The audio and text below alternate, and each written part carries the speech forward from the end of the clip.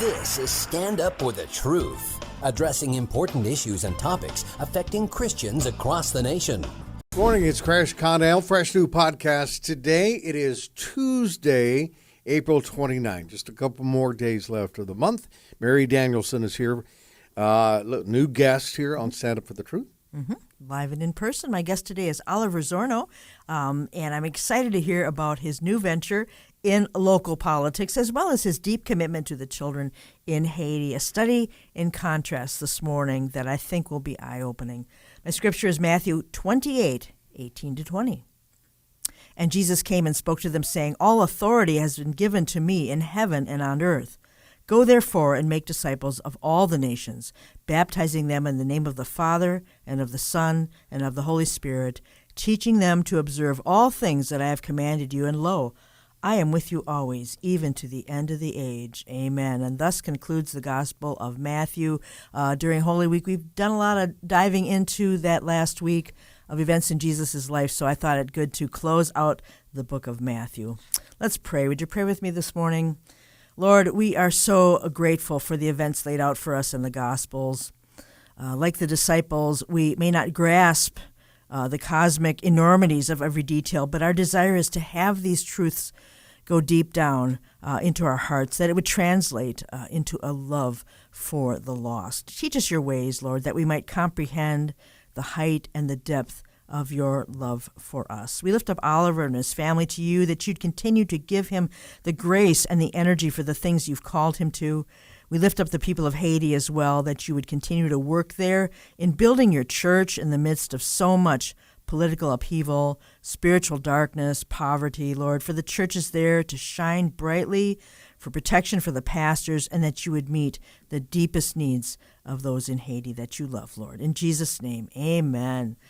Oliver Zornow is a husband and father of 2 elementary school students and a local nonprofit leader in the Fox Cities. Oliver is active in educational issues locally and around the world. He is co-founder of the Caneille Regional Development Fund. CRDF was the result of a high school project where Oliver built a partnership with a local church in Caneille, Haiti, to found the School of Grace of Caneille. Through support from individuals, churches, and organizations around the globe, School of Grace has provided the changing tuition-free primary education to thousands of students in this rural region over the last 2 decades. Wow. More information on how to support this work can be found at caneille.org, and that link will be in the post for the podcast today.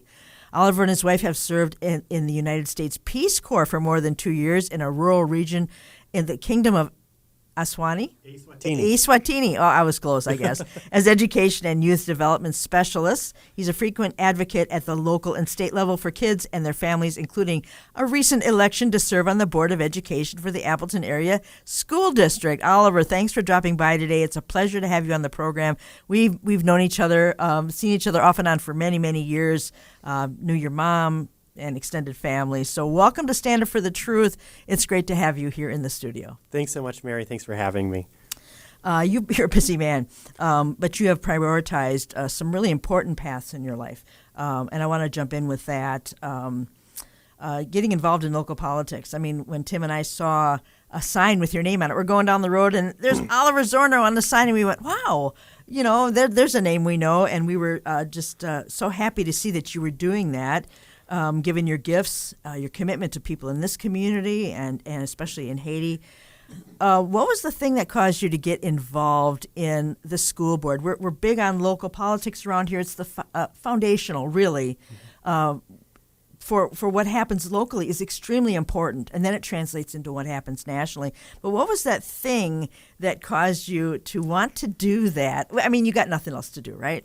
Yeah. So, Mary, I want to start by saying that, I'm grateful to be here and want to share that, I'm here in my personal capacity, clarifying that, and that anything I say are my views and that don't necessarily reflect the views of any organizations with which I may be associated, including the Appleton Area School District and the Board of Education, which I've recently been elected to. All right. But so grateful to be here to talk about education and why it's really important to me in so many facets of my life. I often call it lining up my trains. And so an issue area that I think is very important is education, because I've been blessed with the opportunity of having a great education, an education that surpasses the educations of my parents and grandparents were able to get. And so they were able to give me that gift. And looking around at what opportunities that's created for me, is what started my search in this area when I was in high school. I went to a project-based high school and was given the opportunity to get the state standards myself and find out the best way to learn those things. Sure. And that's what led to our work in Haiti and being able to share education in that space. Locally, I have 2 elementary school-age kids, so deeply involved in what educational opportunities they've been given. And what I started to notice locally is that we have a need. We have a need to make sure that we're giving our kids more than we were able to get. And that's at risk right now in a lot of local districts. In Wisconsin, there's a decreasing investment in education year over year right now, and that's a challenge when we look at what we're trying to set our kids up for success. So that was a big motivator for me. I built my campaign around 3 pillars. 1, listening to and learning from our community and understanding our shared values, making sure we have adequate and appropriate investment to achieve those values. We want every kid to read. Are we making sure that we're setting our system up so that every kid can read? Would be examples of values that I'm pretty sure we share in the community. And then the third piece is that it's only when you've done that, articulated your shared values, made the investments necessary to achieve them, that's the only time you're able to set up the culture of accountability to make sure that every child succeeds, every child can reach their potential. And so I ran for that purpose. I ran on that platform and found a lot of people in the community that resonated with, and the understanding in Appleton. This is just a short piece of trivia. Is Appleton for the last 40 years has every year we've lowered the tax rate, and this year we have a $10 million structural deficit, and so this tension that exists between we want better for our kids, but we'd like to lower our taxes, and this local control piece really comes into play there, where we haven't necessarily empowered our local institutions to find those shared values and then make them happen. Yeah.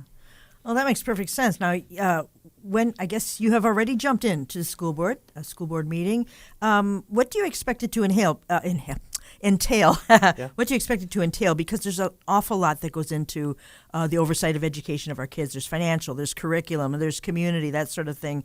And schools have changed remarkably in the last couple of decades. What do you expect? Does each school board member have a specific area of expertise, or is it just a bit? What? I watch school board meetings from across the region, so I think every school board is different. I'm really grateful to be able to join a group of people at the Appleton Area School District that are deeply passionate about our kids and finding success for our kids. The mission statement is every child, every day, success for every student every day. And I think that that's a key piece that everyone's rallied around. Everyone brings their own experiences to this, and everyone has a different perspective. We have parents, non-parents, we have retired professionals in the community. We have former educators on the board, and so it's a great mix of people. School board is a lot of work, though. I think that's something that not everybody recognizes. The meeting last night went almost 4 hours, and that was the shortest one in the last month. And so because it's every issue, right? It's everything from approving the books that go into classrooms to approving the budget or, talking about what food is in the cafeteria. And so there's a lot of oversight that is included in that. And I just think that it's a great testament when you really focus on local government and local, like city, county, school board.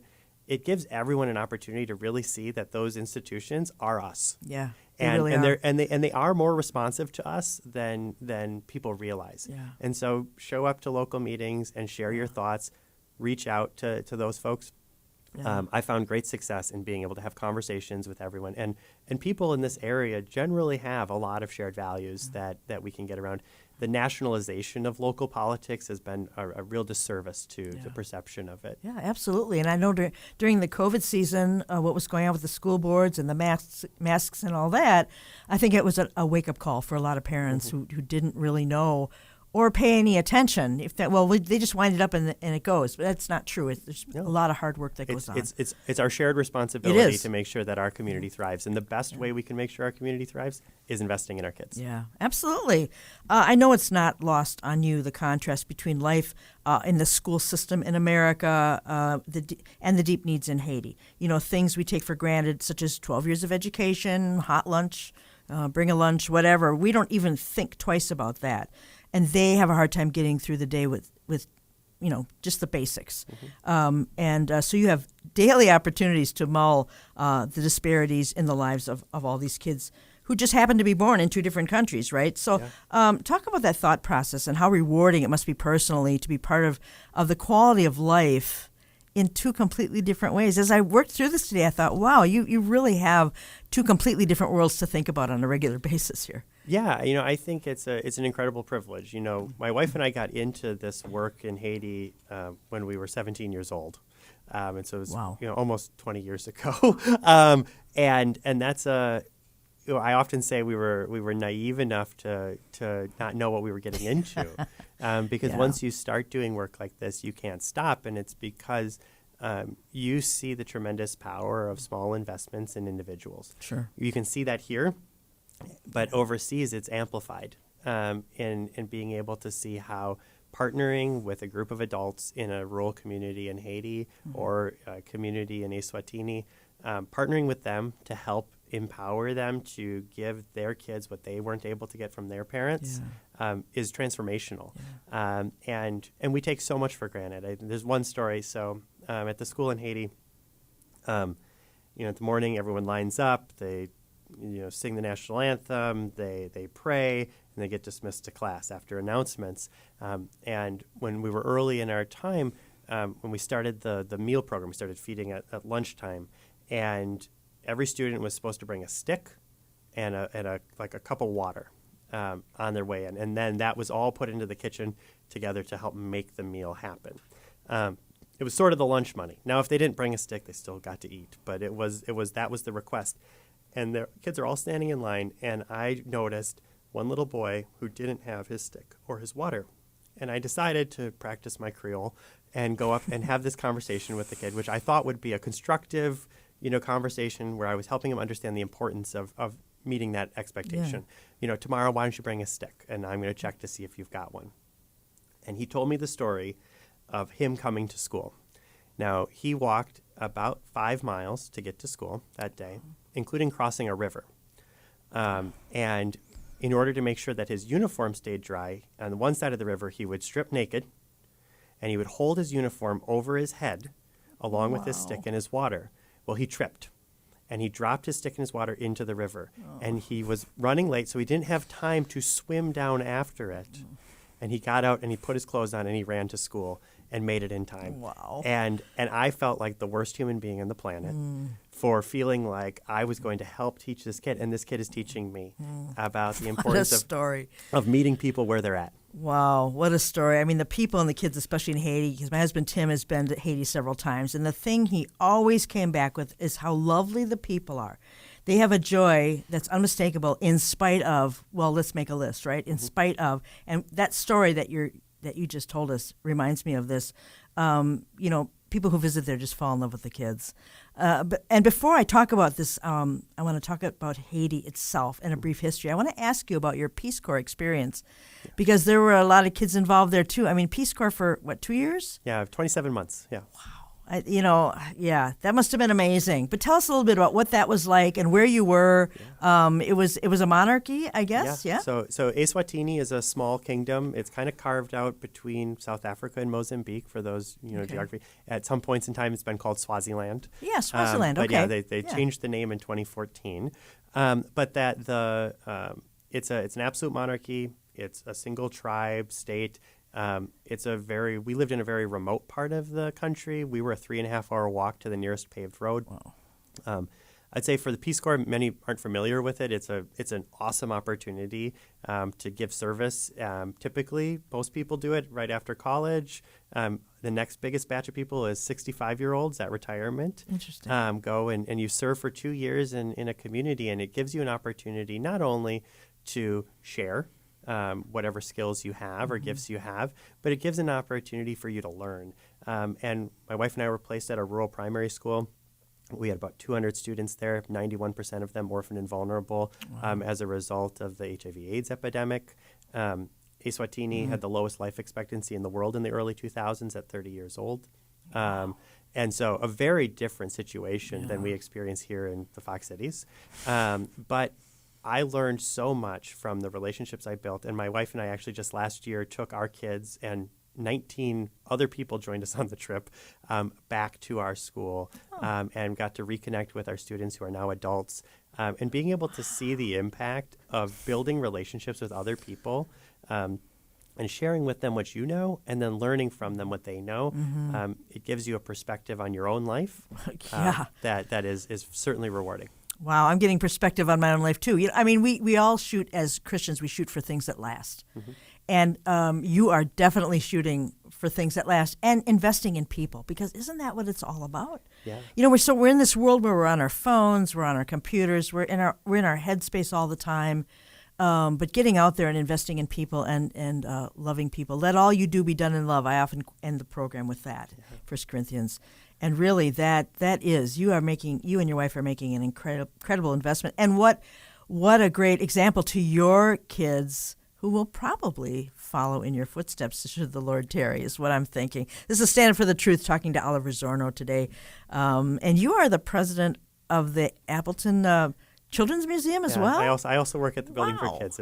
It's the greatest place to work in the world, I think. I think it probably must be. Now, they've been around a while, too, because my daughter was young. I took her there. Yeah, we're just over 30 years old. 1992 we were founded. No kidding. And it's right downtown, so we go by it all the time. Yeah. Wow. Good for you. I don't know when you sleep, but, I'm not going to worry about that. So I want to sort of switch over here and talk about Haiti itself, because it's going to provide a lot more context to what we're talking about. And I'm going to give a brief history of Haiti here in case people don't know. Haitians are primarily of African descent, with most tracing their ancestry to enslaved Africans who were brought to the island of Hispaniola by the Spanish and French colonial empires. The enslaved Africans came from various regions of West and Central Africa, mostly West Africa. Before that, the Taino indigenous people lived there, and I know this because we go to Georgia every year, and they also were living in the mountains in Georgia, and we've learned quite a bit about that. But in the 17th century, cotton, coffee, millions of pounds of raw sugar. By the end of that century, they encompassed a third of Atlantic slave trade, so that is huge. So once they were well off, they are no more, and we're going to talk about that. And it's not some faraway land that is disconnected from the U.S., this is the first black republic and the second independent country in the Western Hemisphere. The ties that bind our two countries go back to the time when the U.S. was fighting for their own independence, and a group of more than 500 Haitians fought in the 1779 Battle of Savannah. And there's a monument in downtown Savannah, which Tim and I have also seen, that we were drawn to, that was erected in 2009 to commemorate those who fought in that battle. So there is a deep connection between Haiti and our country. But they are the poorest nation in the Western Hemisphere, and there are multiple reasons for that. The Haitian Revolution, while it was a long time ago, it caused a lot of destruction of infrastructure. It used to be plantation-oriented agriculture, and now it has become something completely different, smaller, less efficient subsistence farming. Haiti lacked investment. I'll just read a few of these, both foreign and domestic. So they weren't able to rebuild and develop. They've faced periods of political instability, corruption, violence. So that, of course, would undermine their economic and social development. They are vulnerable to natural disasters, and we were talking about this before the program, earthquakes and hurricanes, significant destruction and economic disruption. In 2010, the earthquake there killed 300,000 people. They have never recovered. That doesn't really surprise me a whole lot, but every few years, hurricanes, flooding, earthquakes over there, and that just keeps things the way they are. Deforestation, unsustainable agricultural practices are part of the problem. Soil erosion, Oliver, less than 2% of the original forest remains. Is that true? Yeah. Yeah. You can even That's see, huge. you can actually see you can see the border from satellite images based on forests. Forests, yeah. Between Dominican Republic, there are no trees left, and they don't have utilities. They have natural gas, that sort of thing. They had to use wood for fuel. And then one more, international meddling and investment. The money doesn't get to the people. Surprise! A lot of there were promises of aid after the earthquake, but billions were poured in, and it just. Don't we all wonder where that went? And the church over the years has really been moved to help in so many ways, and yet for some reason a lot of issues remain because of logistics, getting supplies to people financially. It's a tremendous mission field. There are some great churches there. There's a Calvary Chapel in Caneille under the very courageous and godly leadership of Pastor Bastia, a good friend of ours. It takes courage to be a pastor in Haiti, doesn't it, Oliver? Yeah, I mean, I think it's a challenging space to move within. But like you said at the beginning, like it's a beautiful space. It's a beautiful country filled with beautiful people. And the daily challenges that are faced by individuals in Haiti, most in America can't imagine. And I think that's something that we need to sort of reflect on and make sure that when we do support, right? Like you talked, on your history kind of roundup, the sort of international meddling, we've done that. We've been a part of that. It's certainly been others, but, the United States invaded Haiti in 1915 and occupied it until like the mid-30s for fear that the Germans would invade and use it as a place to come attack us. And during that time, we short-sighted decisions, right? Maybe we decided we wanted to build a road, but in doing that, we disrupted local institutions, which local institutions are how we build resiliency in communities. And sort of a command economy where the Marines sort of dictated how everything worked, and you're going to raise pigs and you're going to build a road. And those pieces led to an unsustainable path that then led to a dictatorship, which then led to more exploitation, right? And these pieces go, at one point in time, we told everybody, kill all your pigs, we'll send you pigs from Iowa. We did. And then all the pigs from Iowa got sick because they needed all this medicine to live there, and so all the and so trying to do things, we built a big dam. It was a multilateral aid thing.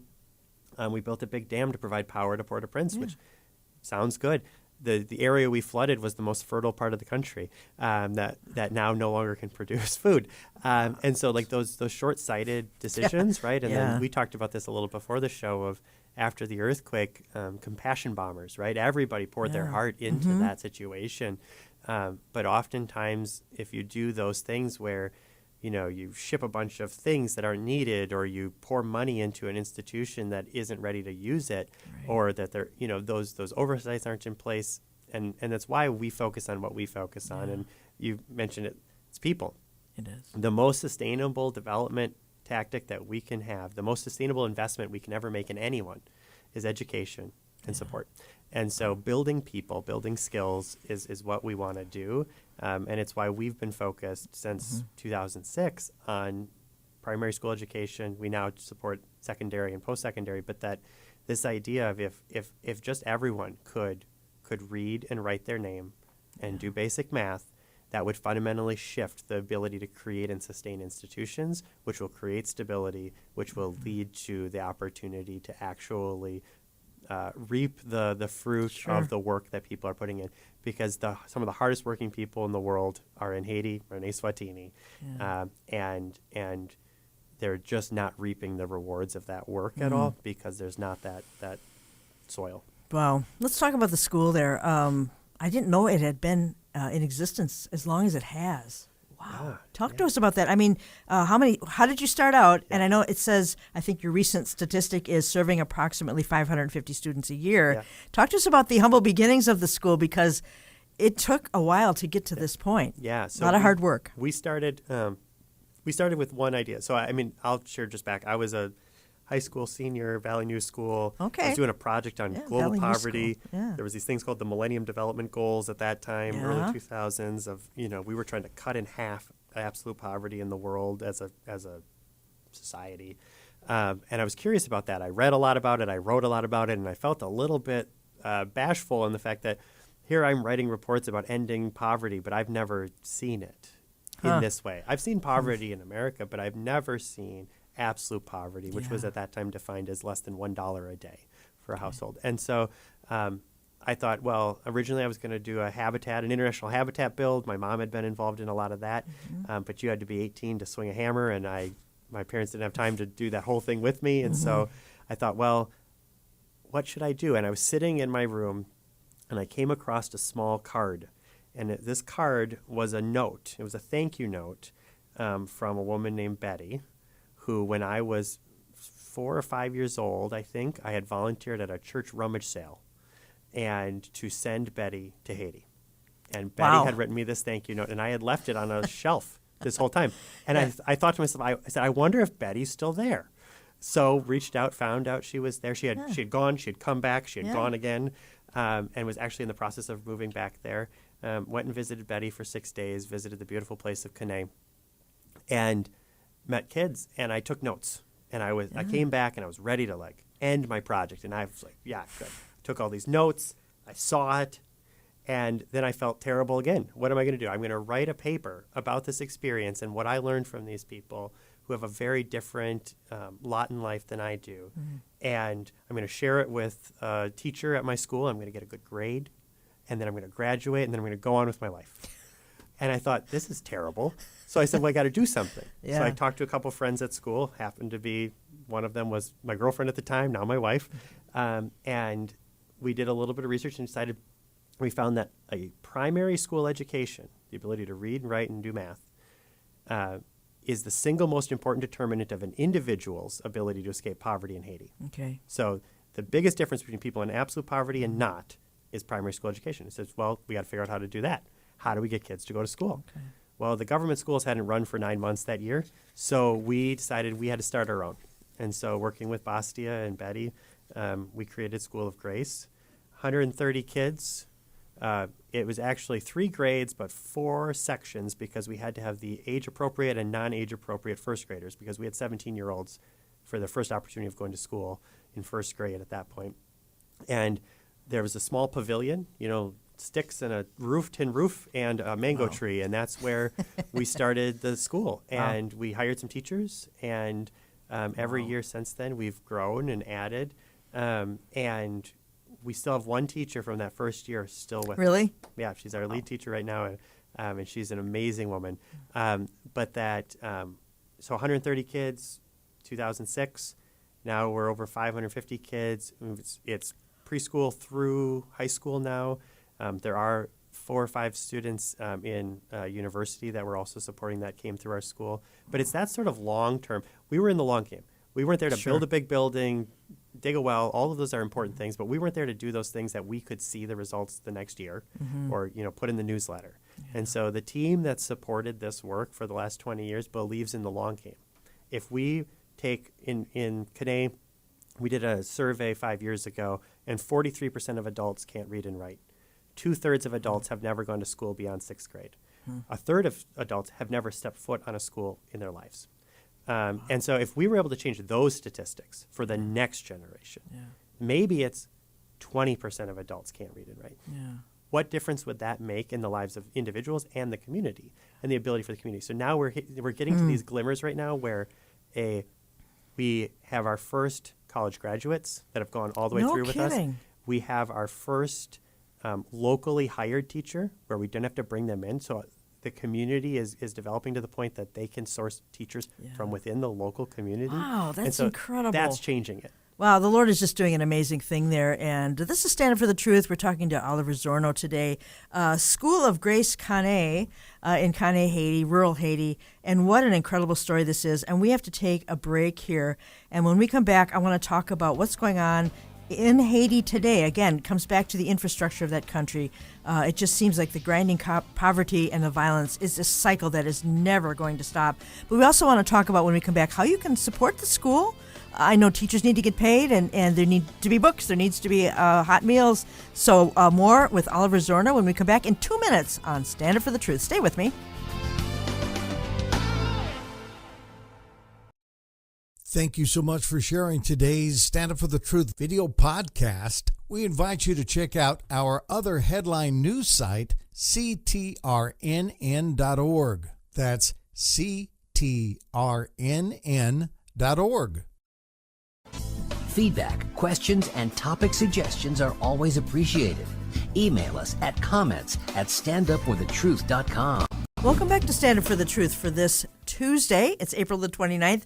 Oliver Zornow is my guest, co-founder of the Caneille Regional Development Fund in Haiti, the School of Grace of Caneille, and he's also on the school board in Appleton. So a lot of areas, I think, that opportunities for the Lord to work in your heart and mind as you continue to do things that last in the valley here and then also in Haiti. How can people support this school? What are the needs there? I know teaching these kids to read is what a great investment in these kids. Do they get a hot meal? Do they need uniforms? Do the teachers need to be paid? Let's get real practical here. How can people help support this school?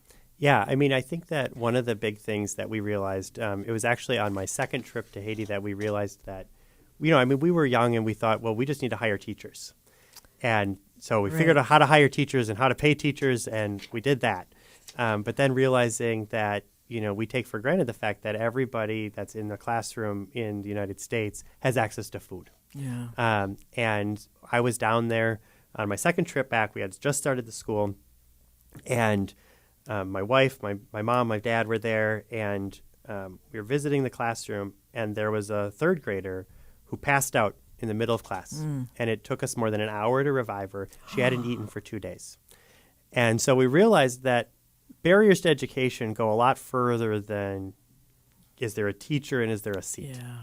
And so that day, we started our lunch program. We went to town and we bought food and we fed every kid and realized that for some of these kids, this is the only food. Yeah. And so to make sure that they're able to learn, they have to be able to eat. Yeah. No So yes, at school, kids are provided with a breakfast and a lunch to make sure that they're able to focus on their studies. So we've got a cooking team that does that.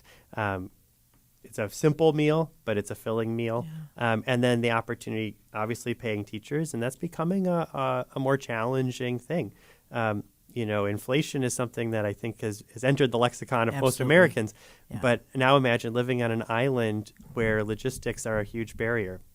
So everything is being imported through the ports and has to get through the mountains to you.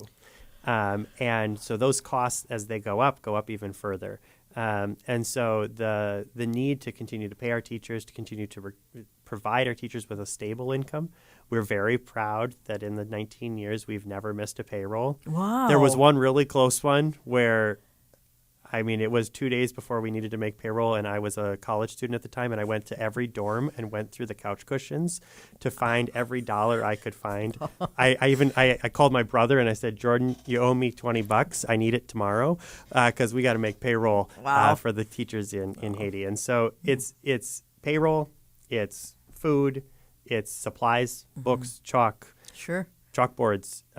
We teach in sort of a temporary wooden structure, so maintaining those spaces, maintaining chalkboards that get destroyed in the weather or all those pieces.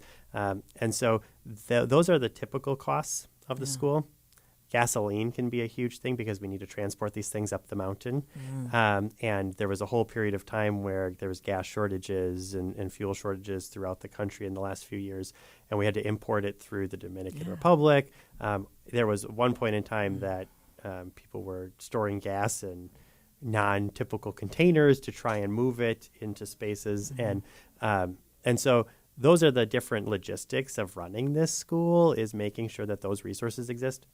Water, it's not as simple as turning on a tap. There's a whole church in Wapaka that led an effort of folks to develop a water project, which is a rain catchment system and a pump and a water truck to go down to the river and get water and bring it.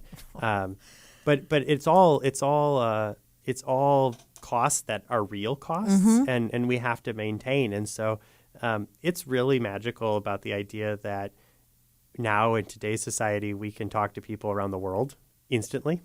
And so this story has spread, and there are people who've donated from as far away as Australia, right? Nice. Towards this work, but it's really hundreds of people coming together to provide that base resource that we have so much of to this community to be able to educate their kids, to give their kids what they weren't able to get. Wow, amazing. It's infrastructure on a micro level. We take for granted, go over to the Walmart, honey, we need some milk. They don't get to do that over there. And so that's amazing. So people can contribute to the food. They can contribute to... Yeah, if you go to our website, caneille.org, so CANEILLE.org. Again, CANEILLE.org. That website will have information about how you can contribute. There's so many ways to contribute. If you live locally here in the Fox Cities, there's opportunities to get in touch with our board members. Okay. You know, we have a board that includes members of the Fox Cities. There's a couple board members down in Milwaukee and Chicago area as well. But we do live events where we'll do updates on what's going on in Haiti and what's the latest in the school space and how to get involved. And so there's lots of opportunities to get involved there. Also, if you live in the Fox Cities, there's a number of congregations, churches in the Fox Cities and around that are also invested in this work. And so certainly getting connected with those groups as well is a way to support. Wow, the Lord has done amazing things down there. And as far as a building, where do the kids, 550 kids, are they in shifts or? No, so they're not. We don't have a permanent building. Okay. It's something we talked about every year. Yeah. And we always struggle with one. Every resource we have is going into educating kids today. And so how we move forward, it would be great to have a sort of single building where we would be able to educate the kids. We have classrooms. The classrooms are made out of sort of like plywood wood sheets, cement floors, and a tin roof. So I'd call them sort of semi-permanent structures. For a while, we had one classroom that was a circus tent and under the mango tree. And so it is a compound next to the church that sort of stretches of these classrooms that the kids are in. Wow. That's great. What a great story. I love to hear about these things. And then curriculum also comes from the States. Does the curriculum get shipped down there? Or where so the curriculum is so the Haitian Ministry of Education has a standard. Okay. So it's a French education system, and so high stakes testing is a key piece of the education system. And so there are several points in which there are national exams that the kids take. Okay. And those exams are life determinant. Like those exams, that's what I mean by high stakes. It's very different than like our system, but that those exams that you take, at the end of sixth grade or ninth grade, that will tell you, do you keep going or not in education. And so what we're really proud of is that we continue to outperform almost every school in the region every year. And we're the country mouse, right? So before we had a high school locally in Caneille, when our kids would graduate from primary school, and some of them would move into the city to go to high school, the high school would often say like, "Oh, you went to school, but you went to school out there in the country. Okay. You probably can't come to this school." And then we, top of the class, our students. And so the ability of our school to not only exist and provide that base, but to be seen as a resource. Our teachers, Magda, who's that teacher that's been with us for almost 20 years. Yeah, I recognize the name. She's hired out by the Ministry of Education to go and do teacher practicums at other schools. Nice.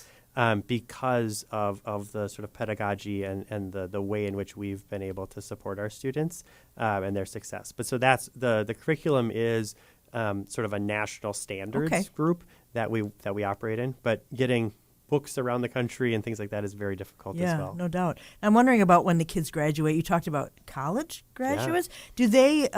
What do they go on to? Do they stay in Haiti? Try to make a difference? Do some of them go abroad, or what are their opportunities after school to make life better for Haiti, or do they pursue something say in the U.S. or somewhere else? Yeah, I'd say it's a mixed bag. Okay, right, and I think a lot depends on what's going on here and what's going on in Haiti. Right now, in the last 6 years. There's been a lot of exodus, brain drain from Haiti. Sure.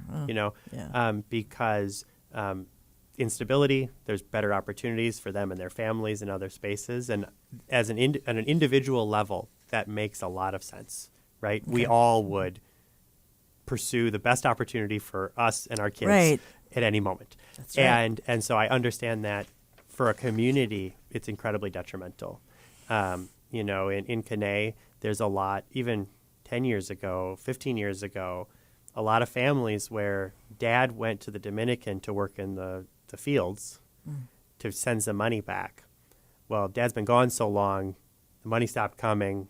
We've got a mom and 4 kids with no way to support themselves because we don't know what happened to dad, right? Wow. And so those disconnections that happen because of that can be really challenging. But then also, are we investing in building those institutions locally? And so that's a piece of it that many of our students we are seeing stay in Haiti. Many of our students we're seeing, still pursue opportunities.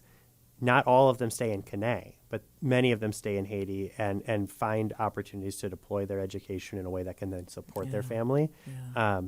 But it's the long game, right? It's the long game of people moving to that space, staying in that space, and then investing in that space. Yeah. Wow. So many things to think about that we don't think about when we get up in the morning, but it's worth. We need to pray for Haiti. We need to pray for the School of Grace, that the Lord would continue to work in their lives and continue to spread the gospel through these kids. To headlines today, I want to switch gears a little bit, Oliver. Headlines today are heartbreaking in Haiti. This headline from yesterday, this is from the UN itself.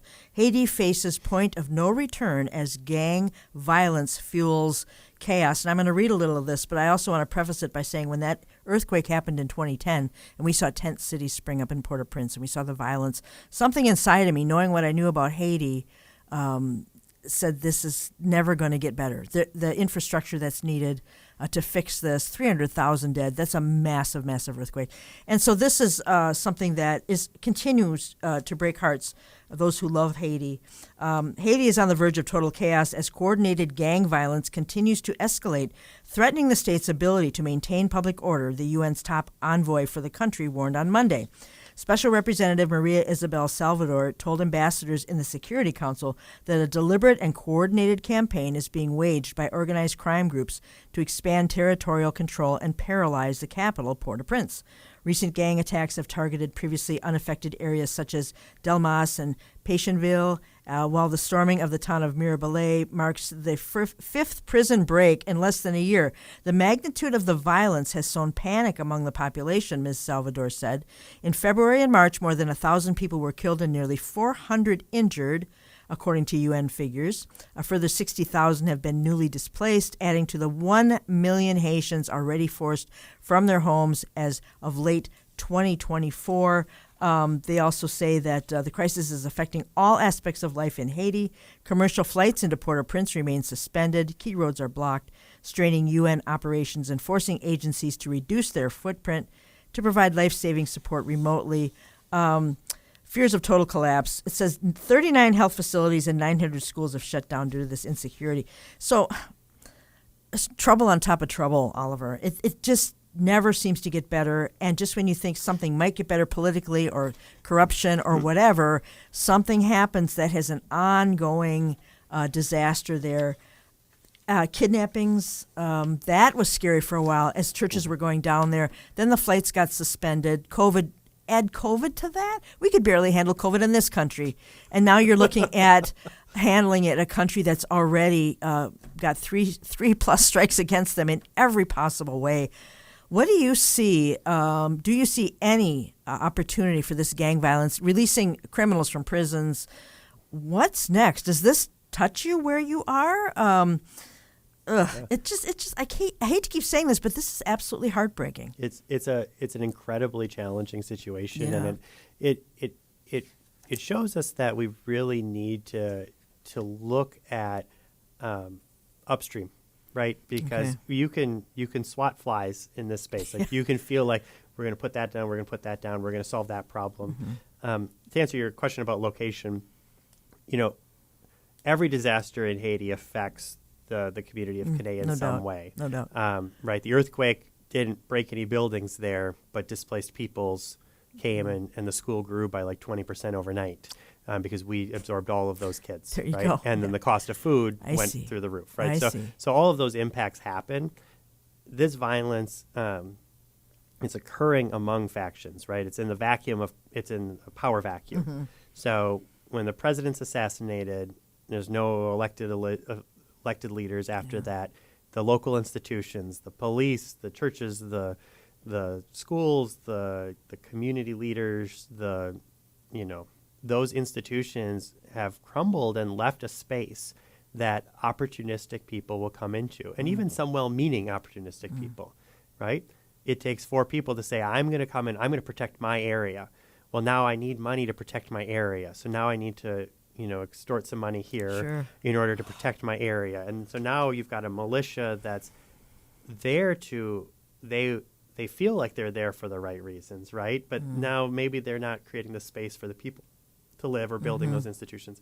Now a gang comes in and says, I want to control how much sugar comes out of the country, or I want to control these pieces, and then it leads to violence, and it's out of control, and there is no authority that's putting an end to it right now, and with, I think you said 900 schools closed, right?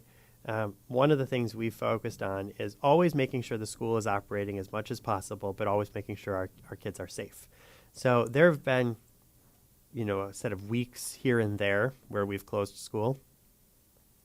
But through COVID, through this, in general, kids in Caneille continue to receive that education. Yeah, that's amazing. And my wife says this. She says, 900 schools are closed. The country's in chaos. They're going to need leaders at some point in time. And who are those leaders going to be? They're going to be the kids who got to go to school. There's your dot connecting. Right? That it is more important now than ever to make sure that somebody in Haiti is building those skills to be the next leaders. Yeah. Because the answer, when you have, we think of gangs here and we think of young people typically, but the answer to gang violence isn't kick all the kids out of school. Right, because that's Simple additional enough, that's right? additional wood on the fire, Right. Of displacing people from a routine, from an institution, and limiting their opportunities. And so, if your only opportunity to feed your family is to join this group, you're going to do it. Yeah. Survival mode. For survival mode, and so I understand how individuals make decisions to end up in this place, but it is a very hard place to come back from. Right. And it's why institutions really have to come together and support each other. And we have to recognize our own roles.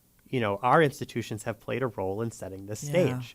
And we have to think about what role can we play now in helping equip and build local institutions. And that's why it's so controversial, does the UN send a peacekeeping force? Does the U.S. invade for the third time?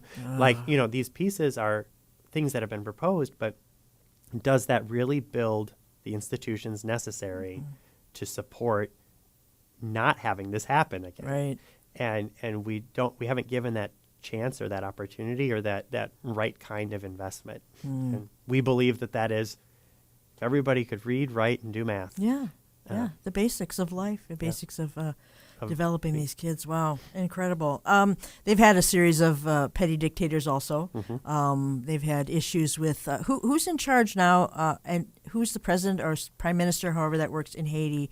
Are you familiar with them? Yeah. I don't never remember hear their name. Yeah, so there's a couple people with claims to authority. Okay. And so they're in a transition period where it actually rotates, but there's a number of weeks that they're kind of rotating. And the challenge really is that the history of Haiti, because oftentimes even democratically elected leaders have been summarily exited from the country, often through foreign interference. Yes. And so what happens is you get to power and you've got to act real quick. Sure. You gotta do everything you want to do, or ensure that you're going to be safe at the end. And so the number of exiled Haitian leaders is too many to count. Too many. And that's a problem, right? To be able to build that longevity, you need people who are making decisions for the future, not for tomorrow. And so there's this gap of leadership that's occurred.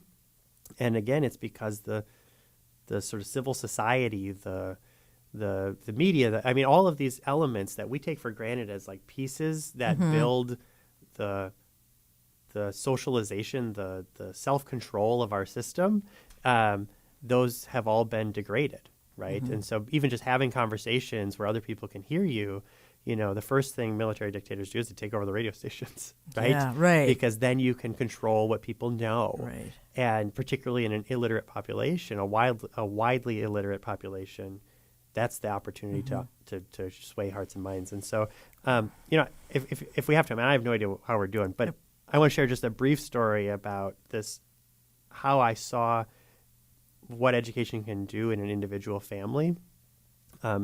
Every year when we go down, we hold a community meeting. And holding a community meeting is no calendar of events or anything. You put a generator and a speaker and a microphone and a guy on the back of a pickup truck, and you drive up and down the mountain screaming, meeting at 2, meeting at 2, Okay. meeting at 2.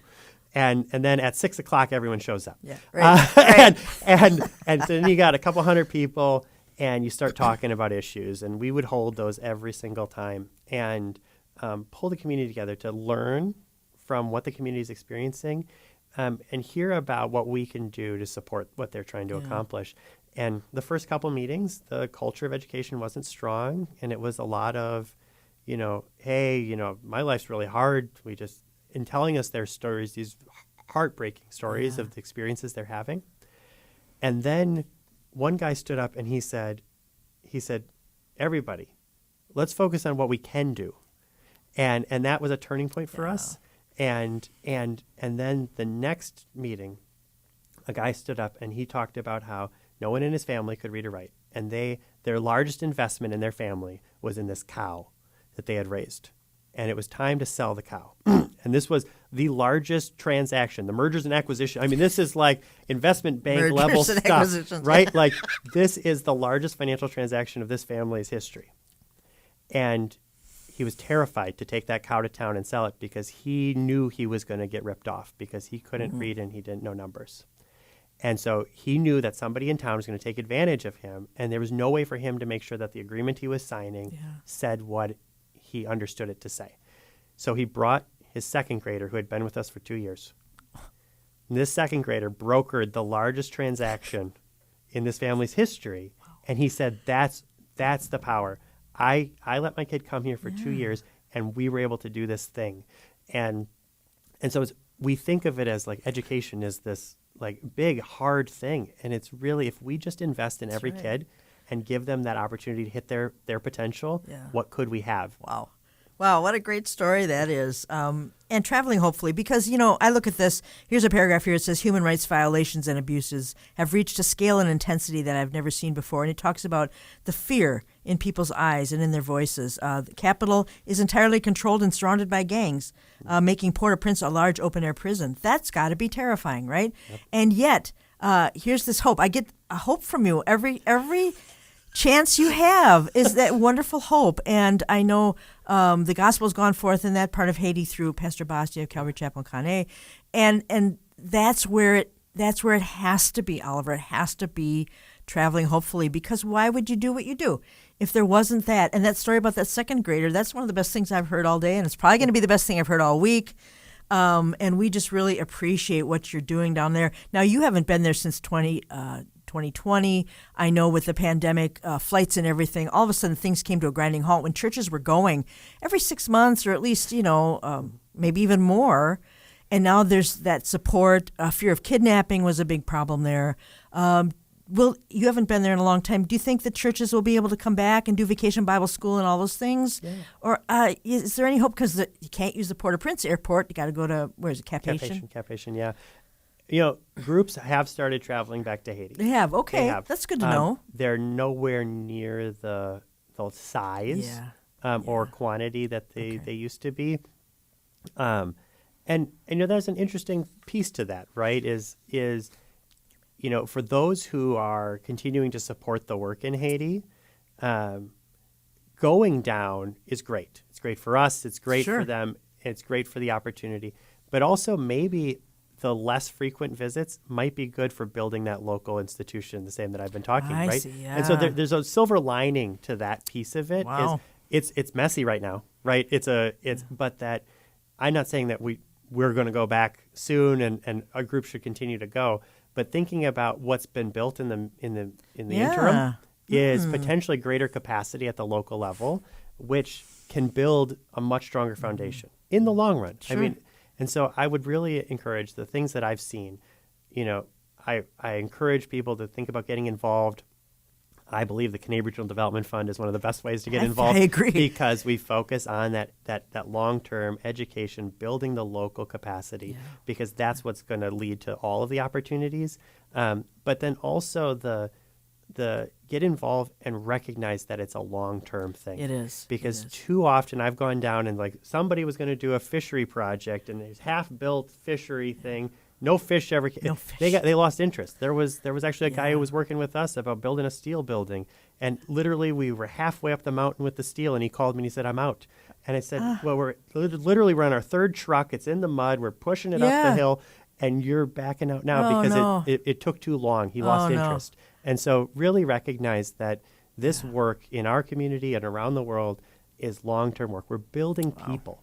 And You are. Yeah. You are, and you are an optimist, and I love it because you would lose hope if you didn't know that there was an outcome here and that God was working in the situation. Wow, Oliver Zornow, Caneille Regional Development Fund, School of Grace, Caneille. What an eye-opener, and I hope people got a little balance in their lives today by comparing, what they have versus Haiti. And thank you so much for being with us. I hope we can do this again. I think this is such a worthy project. And I learned stuff. So thank you so much, Oliver. Thank you. That's just fantastic. Tomorrow, headlines with Tim and Chris Quintana on Thursday. We're going to talk about the Islamization of Texas. That's right in his own backyard. And Friday, Jim Fletcher. We're going to talk about Israel's Independence Day. Have a wonderful rest of the day. Stay with me the rest of the week. Thanks for listening.